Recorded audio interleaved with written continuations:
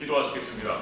하나님 아버지 감사합니다. 저희들에게 또 한 해 동안 은혜 가운데 잘 지켜주시고 또 이렇게 39회기의 정기총회를 시작하게 해주시니 감사를 드립니다. 오늘도 이 시간 함께 모여 먼저 하나님께 예배드리며 말씀 듣기를 소원합니다. 이 시간 함께 해주세요.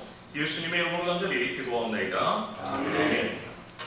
자, 오늘은 우리 민수기 27장 18절 23절의 말씀을 토대로 해서 그 안에 영이 머무는 자라는 제목으로 하나님의 말씀을 전하려고 합니다. 하나님께서 모세에게 이렇게 말씀을 했어요. 너는 가나안에 들어갈 수 없다.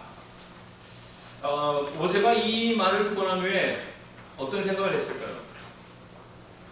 서운도 했었겠지만 또 한편으로는 그러면 나 다음에 누구를 지도자로 세울 건가? 누구를 나의 뒤를 이어서 리더십을 발휘할 수 있는 사람을 세울까? 많이 걱정하거나 또 신경을 많이 썼을 것 같아요. 왜냐면 그때 당시 고려운동에는 이제 아버지가 예를 들어 어떤 일을 하면 아들이 세습하는 그런 시대였었습니다. 그러니까 모세도 두 아들이 있었습니다. 게르손과 엘레셀이라고 두 아들이 있었습니다. 얼마든지 세습이 가난한 시대 속에서 모세가 두 아들 중에 한 명을 선택해서 지도자로 세울 수도 있었을 것이죠. 물론 이제 모세가 이스라엘 민족을 출애굽하면서 백성들의 그런 사나움, 이게 죽을 듯하는 변덕이 죽을 듯하는 그런 모습들을 보는 그 백성들 생각해 보면, 야, 이거 누가 과연 이 수많은 백성들을 제대로 가나안으로 데리고 들어갈 수 있을까? 왜 걱정이 안 됐겠습니까? 그래서 모세가 아마 많이 굉장히 기도했을 것 같아요. 또 하나님과 대화하면서 하나님 누구를 이스라엘의 지도자로 세워야 할까요? 하나님과 영적인 교제 속에서 아마 많은 시간도 보내면서 또 준비됐을 것 같아요. 아마 여러 사람을 보았을 것 같아요. 하지만 그러면서도 우리 인간은 인지상정이 그래도 팔은 안으로 긋는다고 내 아들들한테 혹시 또 이렇게 세습할 수 있었을 것 같습니다. 그런 이제 모세의 입장도 있고 또 한번 생각해 보았어요. 여호수아도 이제 모세를 따라다니면서 모세가 만약에 죽거나 모세가 가나안에 들어가지 못하면 내가 한번 의뢰를 해볼까? 내가 두 번째 지도자로 한번 서제스션을 해볼까? 그런 마음이 안 생겼을까? 근데 우리가 성경 어디에도 그런 모습은 발견해 볼 수가 없습니다. 어쨌든 모세는 세습할 수 있지만 아들들한테 세습하지 않고 여호수아를 이스라엘 두 번째 지도자로 낙점을 했습니다. 선정을 했습니다. 근데 놀랍게도 하나님께서도 이 모세를 불러서 뭐라고 말씀하고 있습니까? 내가 눈의 아들 여호수아를 이스라엘의 두 번째 지도자로 내가 선정을 했다. 이스라엘 민족을 가나안으로 데리고 들어갈 수 있는 자는 여호수아다. 그래서 너는 제사장 엘르아셀과 만 온 회중 앞에 이스라엘의 두 번째 지도자는 여호수아임을 만방에 선포할 수 있도록 해라. 그래서 어떻게 했습니까? 모세가 하나님의 말씀에 순종하여서 그렇게 이제 여호수아를 이스라엘의 두 번째 지도자로 선정하게 됩니다. 저는 이제 이 본문을 읽으면서 또 우리가 이 이스라엘의 역사 속에서 왜 하나님은 여호수아를 이스라엘의 지도자로 선정을 했을까? 굉장히 참 궁금했었습니다. 아마 내노라는 인물들이 많이 있을 텐데 모세의 종으로서 따라다닌 어드밴티지도 있을 거예요. 그런데 어떻게 그러면 여호수아가 이스라엘의 두 번째 지도자로 선정이 될 수 있었을까? 그것을 한번 찾아보는 게 굉장히 중요한 것 같아요. 왜냐면 오늘 우리가 사실 여호수아의 그런 모습은 사실 오늘 목회자들 우리 교회 협의회가 어떤 모습으로 어떤 자리매김을 하고 우리가 그 자리에서 있어야 될까? 그래서 여호수아를 본받으면 참 좋겠다 그런 생각이 들었습니다. 여호수아를 왜 모세도 선정했고 하나님도 모세를 낙점했을까? 첫 번째로 그는 늘 해막을 떠나는 자가 되지 않았습니다. 늘 해막을 떠나지 않았다. 우리 출애굽기 33장 11절을 보면 사람이 자기의 친구와 이야기한 바 같이 여호와께서는 모세와 대면하여 말씀하시며 모세는 진으로 돌아오나 눈의 아들 젊은 수종자 여호수아는 해막을 떠나지 아니하는지라. 모세는 늘 해막에서 하나님과 영적인 대화를 나누었습니다. 모세가 하나님과 해막에서 대화를 나누는 동안 여호수아는 밖에서 뭘 했을까? 여러분, 모세가 하나님을 만나는 동안에 여호수아는 뭐 했을 것 같아요? 저는 기도했을 거라고 생각을 합니다. 모세가 하나님과 영적인 교제를 나누는 동안에 여호수아는 밖에서 모세를 위해서 기도하거나 아니면 이스라엘 민족을 위해서도 기도했었을 것입니다. 모세는 하나님과 영적인 교제가 끝나면 그는 진을 떠났다, 그러니까 진으로 돌아왔다 이렇게 말씀하고 있는데 여호수아는 해막을 떠나지 아니하였다. 그는 계속해서 하나님과 영적인 교제를 나누었다라고 말씀하고 있습니다. 어떻게 보면 여호수아는 모세보다 더 많이 기도한 사람인 것 같습니다. 그리고 이 모든 것들을 하나님은 보고 계셨다. 자, 우리 목회자의 삶, 교회의 삶을 하나님을 보고 계신다. 우리 교회 협의회를 보고 계시다. 그러면 우리는 어떤 모습으로 우리가 살아가야 될까? 그러니까 어쨌든 이 여호수아는 늘 해막을 떠나지 아니하였다. 늘 하나님과 영적인 교제를 이루었다라는 것을 우리가 배울 수 있습니다. 두 번째로는 여호수아는 어떤 순간에도 하나님의 신앙 속에 늘 용기를 잃지 않았다. 어떠한 상황에 직면한다 할지라도 하나님이 주신 말씀을 붙잡고 담대했다. 용기를 잃지 않았다. 그럼 우리가 모세가 이제 12명을 선종해서 정탐꾼을 보내잖아요. 이제 보고의 시간이 돌아왔습니다. 10명은 어떻게 말합니까? 우리가 가보니까 젖과 꿀이 흐르는 땅은커녕 그것은 많은 족속이 특별히 거인들이 있었다. 우리는 그들 앞에서 메뚜기밖에 안 됐다. 이 보고를 들었던 많은 백성들이 성경에 보니까 통곡하였다. 원망하였다. 그리고 우리를 가나안에 들어가서 그들의 손에 쥐고 있는 칼로 우리를 죽게 만드느냐? 이렇게 아주 원망스럽게 아주 불평과 그냥 뭔가 기분이 나쁜 그런 모습으로 반응하는 그런 원망의 소리가 아주 하늘을 치솟았습니다. 그런 10명의 보고를 통해서 백성들이 원망하고 그냥 웅성웅성할 때 누가 이제 또 보고를 합니까? 여호수아가 보고를 합니다. 지금의 상황과 분위기로는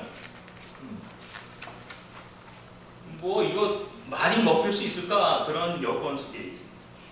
근데 여호수아는 사람들의 분위기에 아랑곳하지 않고 하나님이 약속하신 말씀에 따라 보고하고 있습니다. 우리 목회자들도 보면 남의 말 한마디, 상대방의 표정 하나하나에 쉽게 무너지는 사람들이 참 많이 있습니다. 내가 말하는데 상대방의 표정이 얼굴을 좀 징그리거나 얼굴이 좀 붉어지거나 뭔가 내가 기대했던 다른 리스판스를 하면은 그때부터 내가 막 두려워져. 내가 뭐 잘못했나? 내가 뭐 실수했나? 상황이 지금 여러 가지로 열악한 환경 속에 있지만 여호수아는 강하고 담대하고 두려워하지 말고 내가 어디를 가든지 내가 너와 함께하겠다. 하나님의 약속의 말씀을 믿고 여호수아는 보고하고 있습니다. 우리가 가보니까 그곳은 젖과 꿀이 흐르는 땅이고 그대로 우리의 발이다. 모두가 이렇게 여호수아가 보고를 하니까 모두가 돌을 들어서 돌로 치려고 했어요. 까닭 잘못하면 여호수아가 돌에 맞아 죽을 순간이 되고 있었어요. 그럼에도 불구하고 여호수아는 사람의 눈을 보는 게 아니라 하나님의 말씀에 입각해서 자신의 신앙을 고백하고 있고 분명하게 멘션하고 있는 것을 볼 수가 있습니다. 고린도후서 5장 7절에 보면 이런 말씀이 있습니다. 이는 우리가 믿음으로 행하고 보는 것으로 행하지 아니하미로다. 우리는 늘 믿음으로 행해야 되지 보는 것으로 우리가 행하면 안 된다라고 말씀하고 있습니다. 우리가 보는 것으로 행하기 시작하면 어떻게 될까요? 10명의 부정적인 보고를 한 사람처럼 엉뚱한 소리 할 수 있어요. 불신앙의 리스판스, 컴패션을 할 수가 있을 것입니다. 여호수아처럼 다수를 따라가는 자가 아니라 하나님의 말씀을 따라가는 자, 여호와의 뜻을 쫓아 따라가는 자가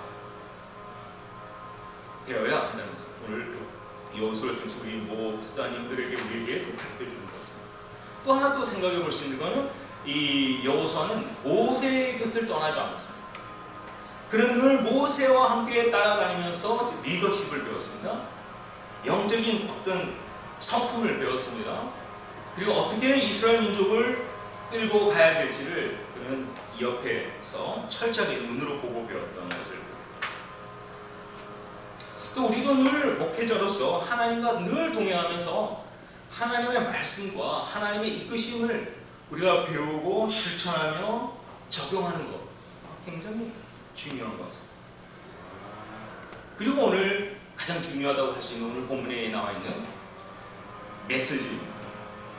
왜 여호수아가 이스라엘의 지도자로 선정이 되었을까? 오늘 민수기에 있는 말씀처럼 눈의 아들 여호수아는 그 안에 영이 머무는 자다. 영이는 뭐죠? 여호와의 영이 머물렀다. 늘 여호수아는 어떤 환경 속에 있할지라도 그의 내면에는 여호와의 영이 충만하였다. 하나님의 영이 충만하였다라고 성경은 말하고 있습니다. 우리 모든 목사님들 여러분 안에 여호와의 영이 충만하기를 간절히 소원합니다. 여호와의 영이 여러분 안에 우리 안에 거할 때 우리는 어떻게 할까요? 우선 하나님이 인정해 주신다는 거죠. 하나님의 영이 우리 안에 충만할 때 우리는 우리에게 어떤 일이 맡겨진다 할지라도 잘 감당하에 나갈 수 있을 줄로 믿습니다. 우리가 무엇을 가졌느냐가 중요하지 않습니다. 우리 안에 무엇을 두었느냐가 중요합니다. 우리가 많은 것을 많은 번들을 가진 거 그래서 잘할 수 있다? 저는 그거보다 우리 안에 하나님의 영이 충만하면 그 영이 우리 교역을 더 충만하게 만들어갈 수 있을 줄 믿습니다. 아멘. 사실 우리 요즘 현대인들은 어떻습니까? 교회를 다니면서도 성도들 안에 영이 충만하지 아니하고 뭐가 충만할까? 물질이 충만하고 세속적인 것이 충만합니다. 어느덧 우리도 목회자들도 세상을 바라보는 눈이 영으로 충만한 게 아니라 물질적이고 세속적인 것들이 우리 안에 가득 차 있는 것입니다. 그래서 사람들의 성도를 세상의 시각으로 보고 판단하게 되고 평가하게 되고 그러다 보니까 부닥치게 되고 뒤틀리게 되고 부서지게 되는 경우들이 얼마나 많이 있습니다. 사실 10명의 정탐꾼은 어떤 사람들입니까? 그들은 각 지파를 대표하는 사람들이었습니다. 외형적으로는 굉장히 능력있고 경건하고 아주 우리 지파를 대표할 수 있는 사람처럼 보였습니다. 근데 결정적인 순간에 하나님의 영이 없다 보니까 보는 것에 무너지고 말았어요. 하나님의 영이 없는 자들은 누군가에게도 실망하게 하거나 상대방을 또 힘 빠지게 하는 경우가 될 것입니다. 하지만 영이 충만한 자는 어떤 환경 속에서 하나님이 주신 담대함으로 싸워나갈 수 있을 것입니다. 영이 없는 10명의 용사들은 정탐꾼들은 두려움과 겁으로 충만해가지고 우리는 그들 앞에 메뚜기밖에 안 되었다. 여호수아는 분명히 믿었습니다. 하나님이 함께 하시겠다. 내가 너와 나의 오른손으로 너를 붙들리라. 어떻게 보면 구원 신탁을 딱 해주셨습니다. 그러니까 여호수아는 보이는 것이 그의 마음을 무너뜨리지 않았어요. 오히려 하나님의 말씀에 근거해서 세상을 바라보니까 얼마든지 그들의 눈에는 밥으로 보였던 것입니다. 이렇게 여호수아는 지도자로 자격을 받고 이제 하나님께서 여호수아에게 임무를 주잖아요. 여호수아에게 주신 임무가 무엇입니까? 너는 나눠주는 자가 되라. 하나님께서 이제 이스라엘의 두 번째 지도자로 여호수아를 선택한 후에 하나님께서 여호수아에게 뭐라고 명령합니까? 너는 이제 이 백성을 이끌고 가나안을 정복해라. 그리고 각 지파별로 땅을 분배해라. 하나님이 여호수아에게 주신 직무는 분명해요. 너는 나눠주는 자가 되어. 이거예요. 그래서 여호수아는 그가 120세에 죽는 날까지 나눠주는 일에 최선을 다했어요. 우리 목회자들과 우리 교회의 분명한 임무, 미션, 비전, 우리가 분명하면 하나님께서 그 길을 향해서 방향을 제공해 주시고, 우리는 그 방향을 향해 나아가면 하나님께서 가속도를 붙여서 멋진 열매를 맺게 해 주실 줄로 믿습니다. 내가 누구인 줄 아는 사람, 나는 나누는 자다. 그래서 너는 나누는 자를 위해서 하나님께서 여호수아에게 2개의 미션을 주셨잖아요. 율법에 충실한 자가 되라. 여러분, 율법에 충실하라는 말은 뭐죠? 한 분 하나님만 내 마음속에 두어라.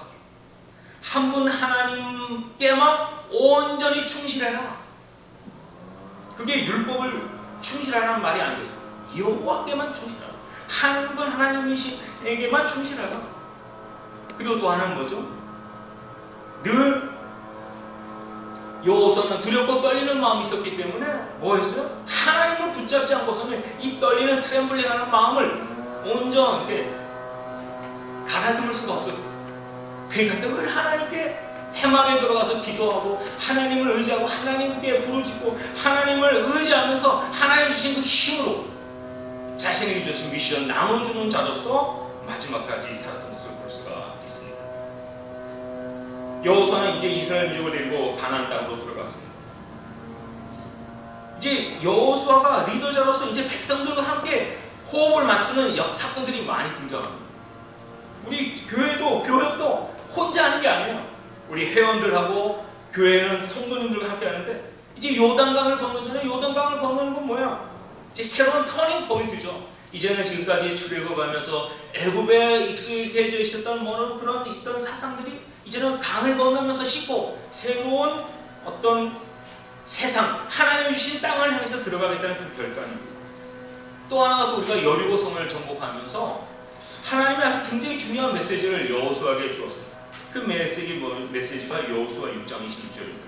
여호수아가 그때 맹세하게 하여 이르되 누구든지 일어나서 이 여리고 성을 건축하는 자는 여호와 앞에서 저주를 받을 것이라. 그 기초를 쌓을 때 그의 맏아들을 잃을 것이요 그 문을 세울 때 그의 막내 아들을 잃으리라 하였더라. 무슨 말입니까? 여리고 성이 이중으로 성벽이 져 있습니다. 근데 여리고 성이 어떻게 무너졌습니까? 하나님의 말씀으로 무너졌습니다. 그리고 여호와께서 여호수아에게 주신 명령이 뭡니까? 너는 이 여리고 성에 다시 성벽을 세우지 말라. 무슨 말입니까? 이제는 내가 너의 성벽이다. 이제는 내가 너를 프로텍션할 거다. 너희들 스스로가 또 성벽을 쌓아서 나를 보호하겠다라고 하지 말라. 그런 어리석은 짓을 하지 말라. 너희가 만약에 성벽을 쌓으면 장자가 죽거나 또 성벽을 또 다른 일을 하면 막내 아들이 죽을 거다. 나만 신뢰해라. 내가 너의 성벽이란다. 우리들의 성벽은 무엇입니까? 하나님이십니까? 아니면 내가 만든 신입니까? 어쨌든 여호수아는 자기 임무를 이제 미션에 나가면서 마지막 여호수아는 그는 모세의 종에서 여호와의 종으로 일평생을 살았음을 볼 수가 있습니다. 여호수아 1장 1절에 보면 여호와의 종 모세가 죽은 후에 여호와께서 모세의 수종자 눈의 아들 여호수아에게 말씀하여 이르시되, 이렇게 1장 1절에는 눈의 아들이 누구였는지를 분명히 멘션해 주셨습니다. 그는 모세의 종이었다. 여러분, 이제 여호수아 24장 마지막 절에 가보면 어떤 말씀이 있습니까? 여호수아 24장 29절에 이 일 후에 여호와의 종 눈의 아들 여호수아가 110세의 죽음에 모세의 종에서 110세에 죽었다. 그러니까 1장과 24장의 차이점이 무엇입니까? 여호수아가 이스라엘 지도자로 시작할 때는 모세의 종으로 시작해서 마칠 때는 여호와의 종으로 그 일생을 마쳤다라고 성경은 말씀하고 있습니다. 오늘 여러분, 우리 모두가 여호와의 종으로 하나님이 부르시는 그날까지 여호와의 종으로 살아갈 수 있기를 간절히 소원합니다. 하나님이 부르시는 그 말씀에 의해 살아갑니다. 그리고 또 하나, 이 하나님께서 여호수아에게 주신 메시지 중에 하나가 무엇입니까? 너희는 백성들에게 이 율법책을 충실하게 해라. 그리고 너희들이 가나안에 들어가면 가나안의 유명한 족속 7족속을 다 전멸하라. 그 명령을 해주셨어요. 그러면 전멸하라는 말은 가나안 족속 모두 다 죽이라는 말입니까? 아닙니다. 하나님이 여호수아에게 주신 전멸하라는 말은 사람을 죽이라는 게 아니라 그 일곱 족속이 섬기던 이 우상들, 그들의 제단을 걸며 주상을 깨뜨리며 아세라 목상을 찍을 것이다. 너희가 가나안에 들어가면 그 가나안 족속들이 섬기고 있던 그런 모든 그런 우상들을 다 전멸하고 그들도 하나님을 경외하고 하나님을 신뢰할 수 있는 그런 족속으로 살 수 있도록 만들어라는 아마 엄청난 비전을 주실 것 같습니다. 가나안 정신을 무너뜨리라는 말이죠. 빈털털이었던 이스라엘 민족을 하나님이 예비해 놓으신 축복의 땅으로 들어가서 그들은 땅을 얻었습니다. 돈 한 푼 갖지 아니하고 그들은 거저주시는 축복의 땅을 통해서 그들은 살았습니다. 근데 하나님 또 하나 중요한 메시지를 주셨습니다.